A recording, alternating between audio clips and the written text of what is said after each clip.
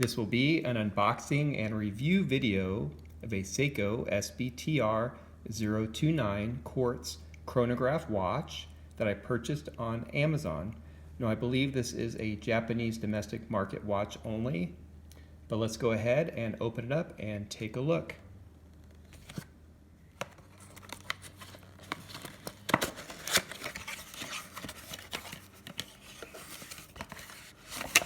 So inside the box, we have a Seiko branded box here, along with a warranty card, which is in Japanese and actually says this guarantee is valid only in Japan.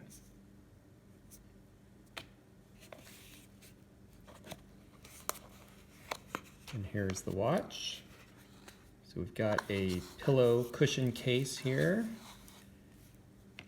Looks like there's some type of instruction manual.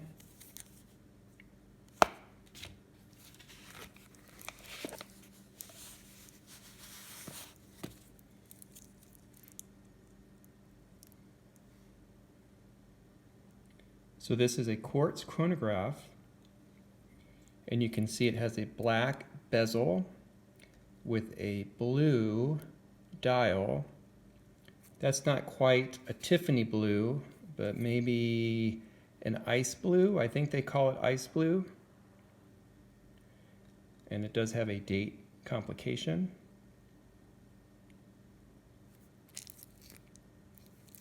So this has some plastic wrapping on the bracelet.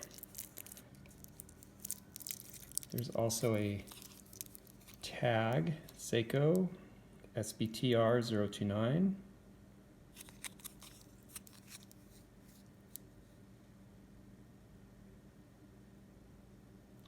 Caliber movement is 8T67, which is a Mecha-Quartz. So let's talk about some of the details of this watch. Here is the dial. You can see it is a chronograph. So we've got running seconds at the 6 o'clock position. We've got a 12-hour counter at the 9 o'clock position and a 60-minute counter at the 12 o'clock position. We have a center large sweep second hand for the tachymeter. We have a date at 3. You can see applied indices at the hour markers and an applied logo. It does say movement Japan between the 6 and 7 o'clock hour marker and the movement number.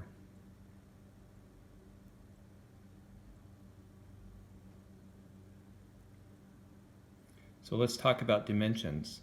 So the bezel diameter is about 39.5 millimeters. The case diameter, including the crown, is about 43 millimeters. We've got a thickness of about 12 millimeters. A lug to lug of about 47 millimeters. And a bracelet or strap width of 20 millimeters. This crown features a push-pull unsigned crown, 2 pushers to operate the chronograph, a screw-down case back, 100 meters of water resistance. So this is a quartz movement, but it does have a Mecha-Quartz. And what a Mecha-Quartz is that it's a standard quartz movement, but has a mechanical component to operate the chronograph. And usually how you know is because when you start the chronograph on these, you'll see the large second hand actually ticks in 1/5 second increments. There's a very positive click as well when you start it. You can see that second hand is clicking or ticking at 5 ticks per second. And this will measure up to 12 hours. So we'll count up to 12 hours. So this movement, the 8T67, is the Seiko branded movement of the popular VK67. So it's the same movement. Now when we stop it with the same pusher, you'll notice it stops. Now how you know it's also a Mecha-Quartz is when you reset it. So this is going to fly back to 0. So let's take a look as we reset it with the B pusher at the bottom. See how it snapped right back to the 0 position? And all of your markers will actually do that. So your minute, your small minute counter and your hour counter will also snap back. And you can see the running seconds at 6 o'clock.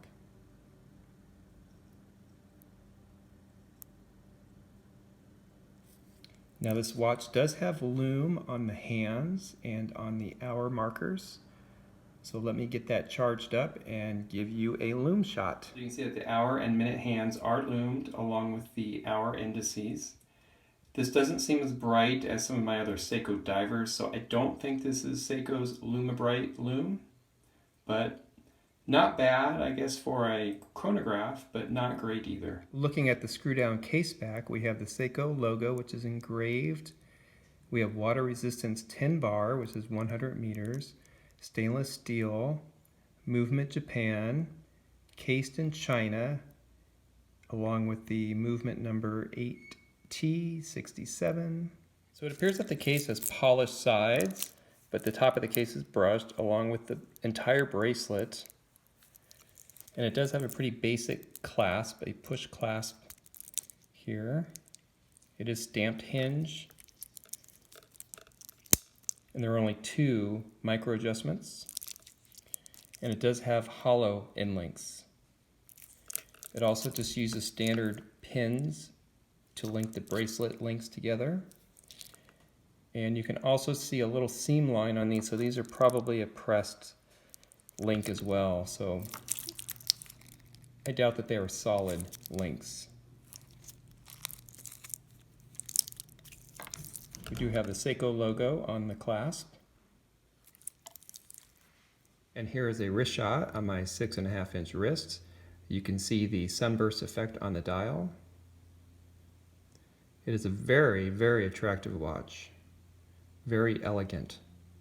So I really think this is a very attractive watch, especially if you like the Tag Heuer Carrera chronograph look. This is what this watch really reminds me of, and the main reason why I purchased it. The dial layout and date and tachymeter are all very similar in style as a Tag Heuer Carrera. So what don't I like about this watch? Well, really probably just the bracelet. And I don't think the bracelet's really even that bad, but you know, it's not a high quality bracelet. And I guess you can't really expect anything much higher than this at this price point. But most of us don't buy Seikos for the bracelet because we usually put them on a leather strap or a rubber strap. The other thing is having only 100 meter water resistance, but again, I think that's fine for a chronograph. This isn't something that you would typically want to swim or dive with, just because it has these pushers. So I wouldn't really trust the water resistance with the pushers. But 100 meter should be fine for swimming and hand washing and so on. I also like the Mecha-Quartz movement, so I really like how this kind of emulates a mechanical chronograph. And I like the sweep second hand there at 1/5 ticks per second.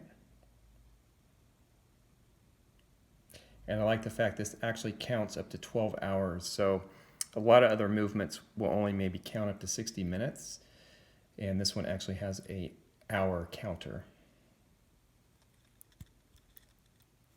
Now watch the reset. Boom, right back to 0.